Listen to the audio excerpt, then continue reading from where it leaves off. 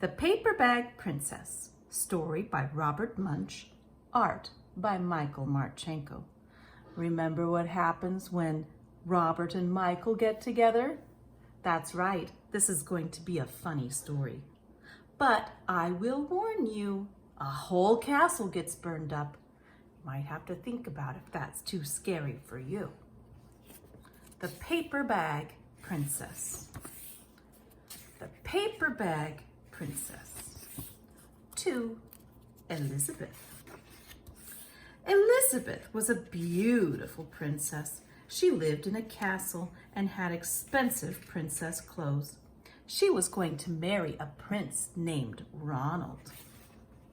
Unfortunately, a dragon smashed her castle, burned all her clothes with his fiery breath, and carried off Prince Ronald. Elizabeth decided to chase the dragon and get Ronald back. She looked everywhere for something to wear, but the only thing she could find that was not burnt was a paper bag. So she put on the paper bag and followed the dragon. He was easy to follow because he left a trail of burnt forests and horses' bones. Finally, Elizabeth came to a cave with a large door that had a huge knocker on it. She took hold of the knocker and banged on the door. The dragon stuck his nose out of the door and said, "Well, a princess. I love to eat princesses, but I have already eaten a whole castle today. I am a very busy dragon. Come back tomorrow." He slammed the door so fast that Elizabeth almost got her nose caught. Elizabeth grabbed the knocker and banged on the door again. The dragon stuck his nose out of the door and said, "Go away. I love to eat princesses, but I have already eaten a whole castle today. I am a very busy dragon. Come back tomorrow." "Wait!" shouted Elizabeth.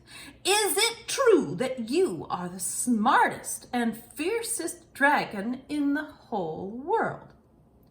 "Yes," said the dragon. "Is it true," said Elizabeth, "that you can burn up 10 forests with your fiery breath?"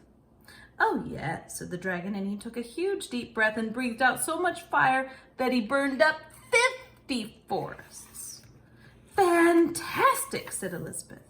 And the dragon took another huge breath and breathed out so much fire that he burned up 100 forests. "Magnificent," said Elizabeth, and the dragon took another huge breath, but this time nothing came out. The dragon didn't even have enough fire left to cook a meatball. There he is, puffing one little poof. Elizabeth said, "Dragon, is it true that you can fly around the world in just 10 seconds?"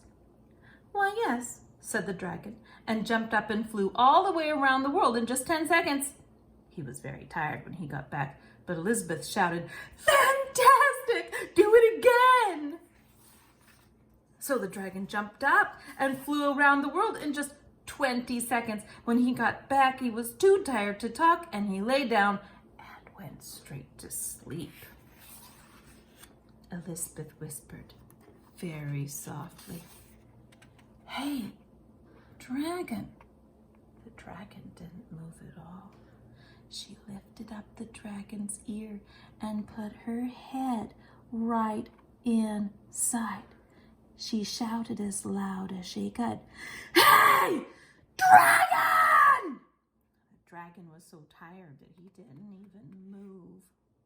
Oh, look, there's Ronald. Elizabeth walked right over the dragon and opened the door to the cave.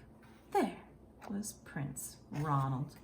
He looked at her and said, "Elizabeth, you are a mess. You smell like ashes, your hair is all tangled, and you are wearing a dirty old paper bag. Come back when you are dressed like a real princess." "Ronald," said Elizabeth, "your clothes are really pretty, and your hair is very neat. You look like a real prince, but you are a bum." they didn't get married after all. The end. Bye for now.